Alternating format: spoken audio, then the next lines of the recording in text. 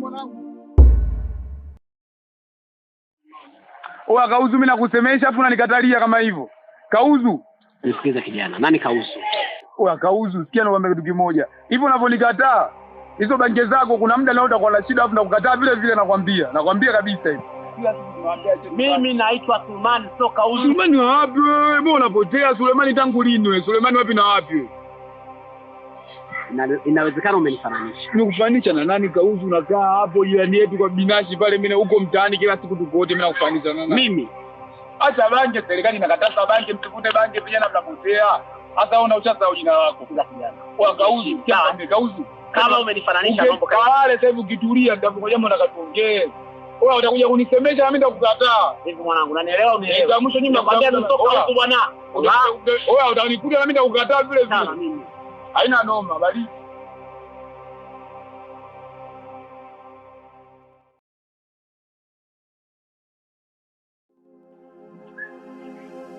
Wewe akachota hivi. Wewe acha na mimi wewe. Acha na mimi vipi kama hivi. Kwenda wewe sinakuja pale umenikataa. Bangi zako zishatulia sasa hivi. Najua kitu chako kimetulia sasa hivi. Ila unachota sometimes unachota. Nimekutana na mimi sangapi? Nimekutana na wewe, sikiliza, bangi zishashuka. Nilikuwa nakutafuta kwa jambo la msingi sana. Acha kuvuta bangi. Sikia nikwambie kitu kimoja. Kuna skendo mbaya ambayo inaendelea sasa hivi, ambayo unahusishwa wewe hapo na John. Watu wanapotea, watu wanakufa. Na watoto wanapotea, wanakufa, nyinyi ndio mnahusishwa kutokana na nyinyi ndio mnawabifu nao. Kama yule jamaa yule ambaye mtakosana, si mtamtafuta amepotea. Haya akapotea, sasa hivi kuna askari naye haonekani, kauawa. Mnahusishwa nyinyi hapo. Umesikiaje au nani kakwambia hizo habari? Kila mtu anajua hapa kijijini. Na wewe jamaa wangu ndio maana mbona nikwambie, John nimemtafuta sijamuona. Ila mwanangu kachoto kiniangalia. Mimi wangu nafanana kuwa mwanangu. Yaani kibaya zaidi nini? Wote wanaopotea. Nyinyi mna bifu nao. Kuna yule askari bifu zenu nyinyi na wanawake bifu zenu amepotea kafa. Sasa mtu akipotea, sawa tulikuwa na bifu na masuala ya wanawake ndio. Sasa akipotea sisi ndio tumehusika. Ukiangalia mimi kweli nafuata kuwa hata sisimizi. Sasa kuna watu wana bifu na mimi tunajua huko kijijini. Wewe skendo, mimi nausikia vipi na mauaji? Huko kijijini kuna watu wengi, kwa nini wakufiche wewe bwana? Yaani kwa nini utajua wewe? Ni watu zaidi ya 10,000 unatajua wewe kwa nini? Ndio maana nakwambia kaa kimya, kaa chini, mtafakari. Kwa nini watu wakutaje wewe? Sawa, mimi nashukuru. Nashukuru sana kwa taarifa. Ila ambacho nakiamini kabisa hapa kijijini kuna watu wanabifu na mimi. Hizi skendo wanazitengeneza ili kuweza tu kuzidi kutuangamiza. Mimi nafikiri watu wamtupendi hapa kijijini. Mimi nakwambia watu wakupendi vipi? Kwa nini wakutaje wewe? Unajua kachota nini? Hao watu wanaosema sio wamepotea sio wamefanyaje? Yaani angalia, kaa chini utafakari, jirekebishe. Kwa nini watu wakutaje wewe? Na mabifu na watu ya nini? Mimi mpaka najuta kuishi hapa kijijini. Kwa sababu haiwezekani. Mke wamenichukulia, nimekaa kimya.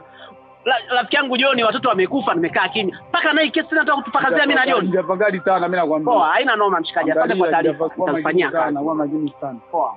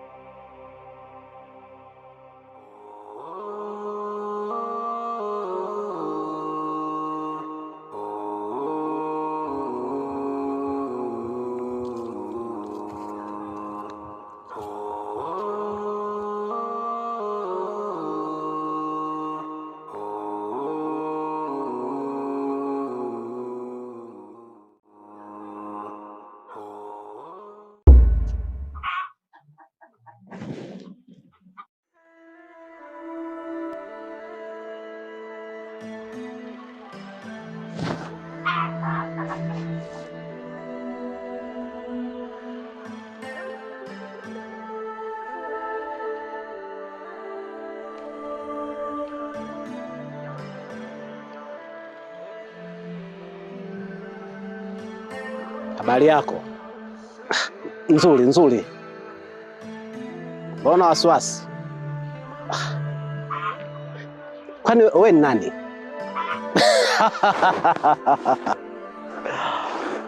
Kwani kuna tatizo?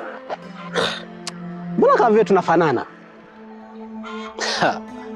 Usijali, wala hakuna shida yoyote ile. Lakini mimi sikufahamu wewe. Wewe ni nani kwani? Naam Sulman. Unaishi wapi? Mimi napotokea utafahamu tu, wala usiwe na haraka kijana kunifahamu.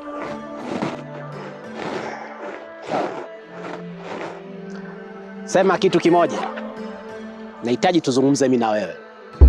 Wewe unataka kuzungumza na mimi? Yeah. Na mazungumzo kati ya mimi na wewe. Una shida gani kwani? Unataka nini kutoka kwangu? Kijana, nahitaji tuweze kufahamiana zaidi, kwa sababu inaonekana una mambo mazuri sana. Uko ulikuwa unahitaji tuzungumze wapi? Usijali kijana, nakufahamu, nitakutafuta.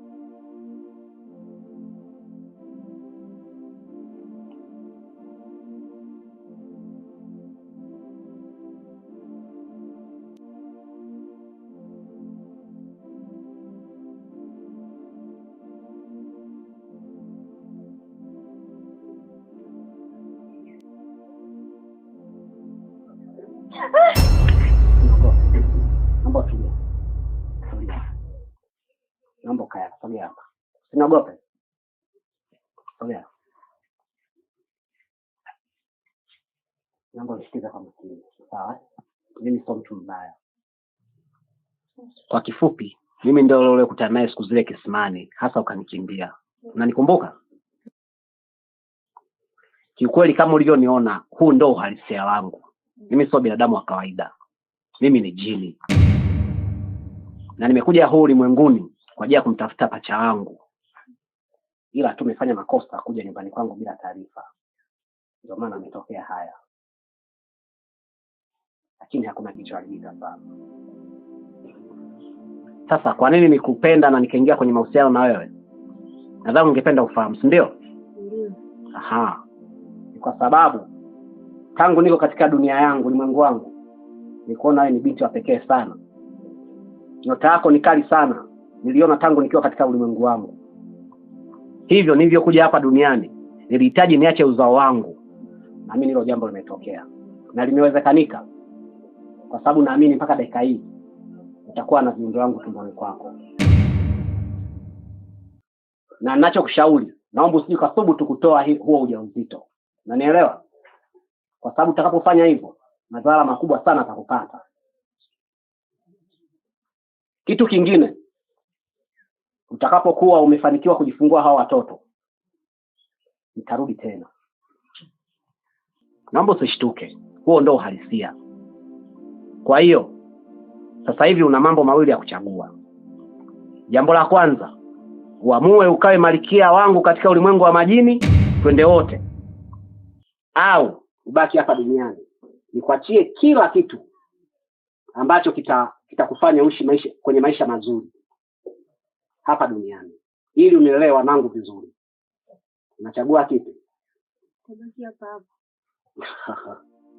hapa. Hutaki kuondoka na mimi?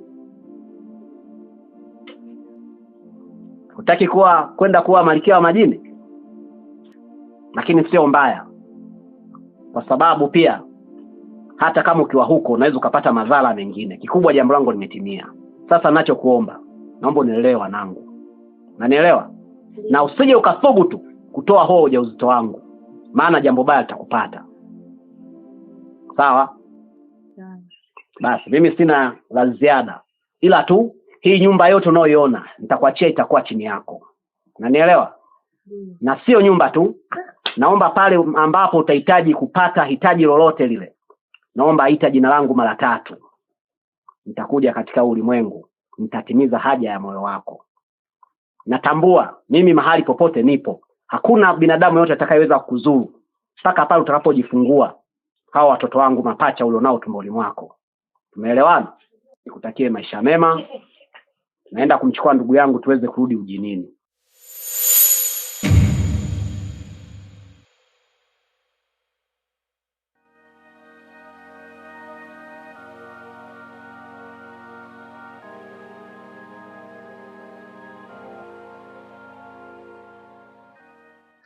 Nakushukuru sana kwa kuweza kukubali wito wangu, kwa kuweza kuja kukutana na mimi. Ndio, nakusikiliza. Kwa majina naitwa Sulman Ahmed Swadakta.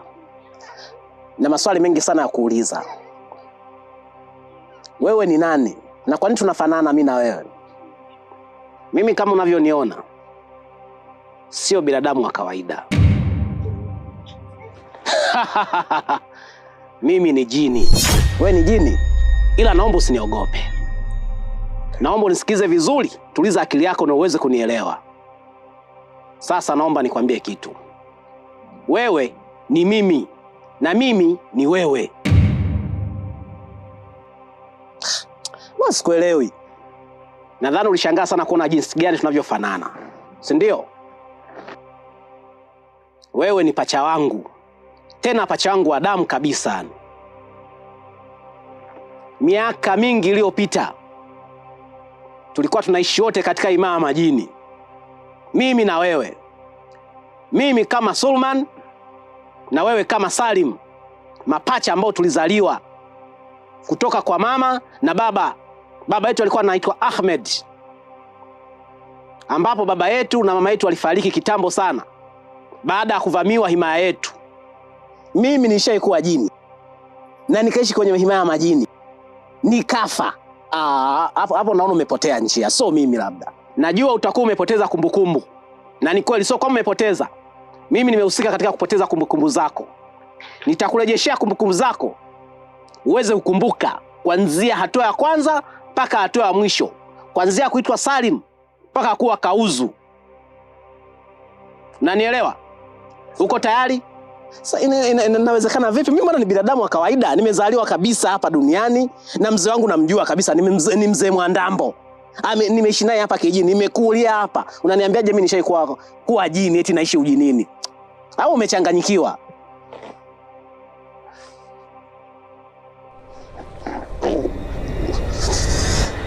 Rahul. Leo nimewaita hapa kwa jambo moja tu. Sitaki kusikia mtu yoyote akijihusisha na mahusiano ya kimapenzi katika himaya. Nataka huko atapata adhabu kubwa sana, ambayo adhabu hiyo ni ya kifo. Nadhani huko nyuma mnakumbuka baba yangu na mama yangu kilichowakuta. Sitaki kuona laana yoyote ikijirudia katika himaya. Nadhani mmenielewa.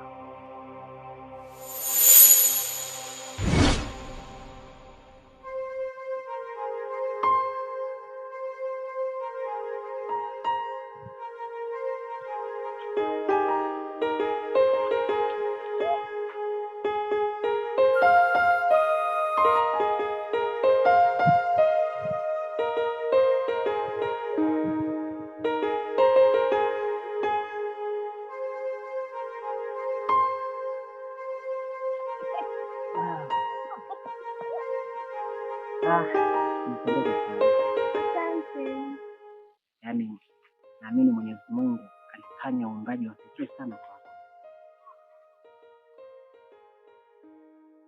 Ndio maana niliona yani niwe tayari kufanya lolote kwa ajili yako mpenzi. Wewe ni mzuri tena zaidi ya wazuri wote. Kweli Kabisa.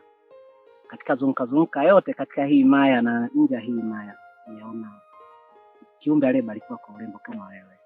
kweli. Asante.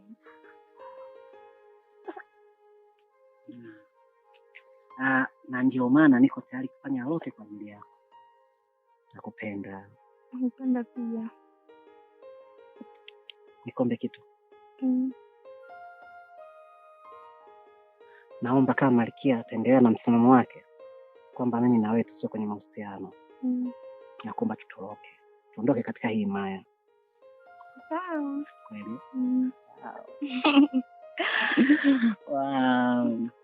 Ndio maana nakupenda sana. Nakupenda pia. Zaidi ya uzuri ulionao, lakini pia wewe ni mzuri. Unaonesha una upendo wa dhati kwangu. Rahul. Malkia, kuna jambo la siri nataka nikwambie. Kuhusu jua lile sharti lako, uliosema tusiwe na mahusiano ya kimapenzi katika himaya yako. Na swati kati ya Salman na Shahzadi wako katika mahusiano ya kimapenzi. Naomba fuatilia hili Malkia. Tutalifanyia kazi mara moja. Asante kwa taarifa.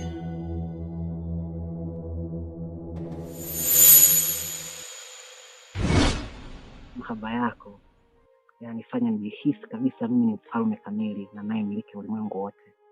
Nakupenda sana. Asante, nakupenda pia.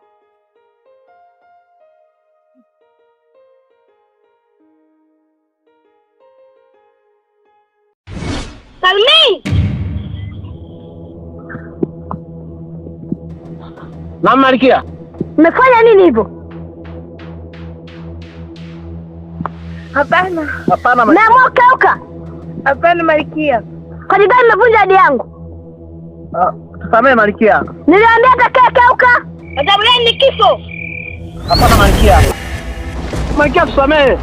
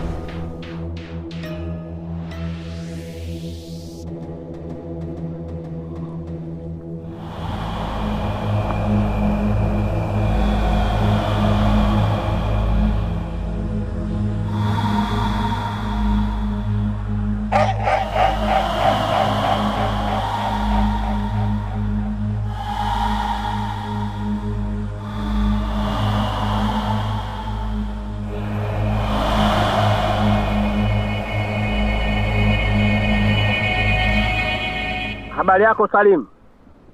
Nzuri. Salman. Umerudi? Ndiyo, nimerudi. Nini kimekupata Salim? Story ndefu kaka. Kipindi ambapo haupo, Malkia alituketisha kikao. Akatupa masharti mazito sana kipindi ambacho ulikuwa haupo. Akatuambia turuhusiwe kujihusisha kwenye mapenzi. Sasa kama unavyojua Salman, mimi na Malkia Shahzadi tulikuwa tushaanza kupendana sana. Kwa hiyo alivyogundua kwamba mimi na yeye tuna mahusiano, aliamua kututeketeza mimi na Shahzadi. Pole sana Salim. Roho imeniuma sana kuona pacha yangu unataka kuangamizwa. Ndio hivyo kaka. Kwa kosa dogo tu namna hii Malkia anachukua maamuzi mazito kiasi. Siwezi nikakubali pacha yangu teketee. Siwezi nikakubali pacha yangu upotee. Lakini kaka, uone kwamba utakuwa umejiingiza kwenye hatari kubwa sana. Maana Malkia huyu akigundua umenifufua, lazima naye atakuteketeza tu. Sitojali. Mimi na wewe ni mapacha tunaopendana. Na tumeishi vizuri sana katika hii maya. Nitakachokifanya, naomba nikuhamishe katika hii maya ili uendelee kuwa salama. na uende ukaishi mbali zaidi, nje ya hii himaya na nje ya huu ulimwengu wa majini. Salim, naomba nikubadilishe. Hiyo roho yako nitaiondoa, nitaipeleka ukaishi katika ulimwengu mwingine kama mtu mpya kabisa. Yani utakuwa katika mwili huo mpya mpaka pale ambapo Malkia atakapokuwa ameondoka katika utawala, na nitakufuta kumbukumbu zako zote, ila nitakurudishia pindi ambapo utakapokutana tena. Nafahamu mimi na wewe ni mapacha, tena tulikuwa tunaishi kwa upendo mkubwa sana katika hii himaya. Huoni kwamba utapoteza nguvu kubwa sana kama utaamua kufanya hilo swala? Hapana Salimu, kwa jinsi ambavyo tumeishi mimi na wewe na upendo tuliokuwa nao katika himaya hii kati ya mimi na wewe, pacha wangu wa pekee, sijali hata kama nguvu zangu zitapungua kiasi gani. Nashukuru sana Suleiman. Basi wewe fanya kama unavyopenda.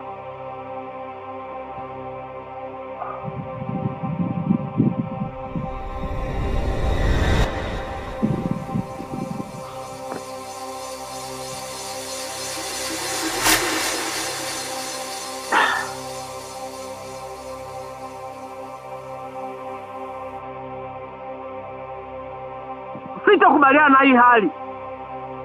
Nitahakisha na kurudisha tena, na nitakuja kufuata katika huo ulimwengu pindi utawala mbovu wa Malkia utakapokuwa umeondoka.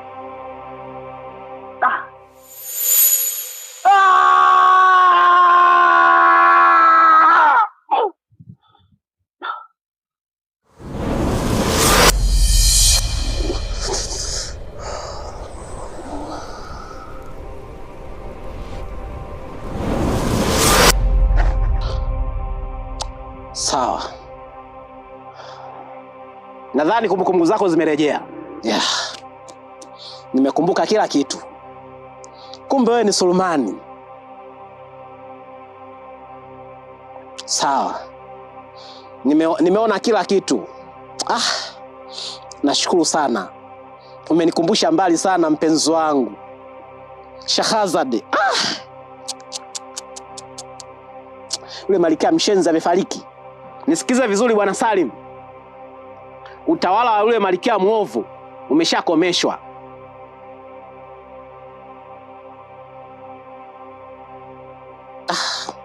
Sulemani, wewe kweli ni kaka yangu, ni pacha yangu kabisa.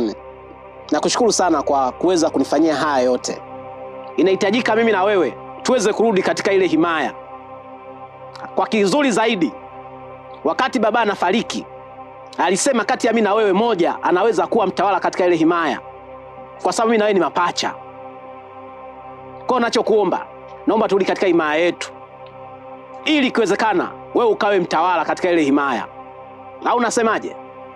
Sulemani, nimeteseka sana katika hii dunia, wala sijawahi kupata furaha kabisa kwenye hii dunia.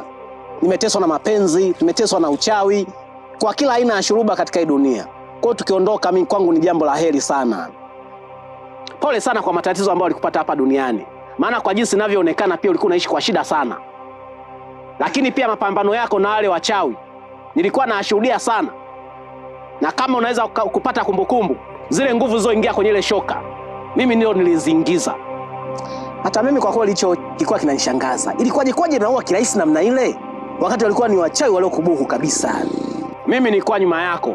Nguvu zangu zote zilikuwa zinatembea na wewe. Nakushukuru sana Sulemani. Kwa hiyo ninachokuomba, naomba tuweze kurudi sasa. Twende ukatawale katika himaya majini.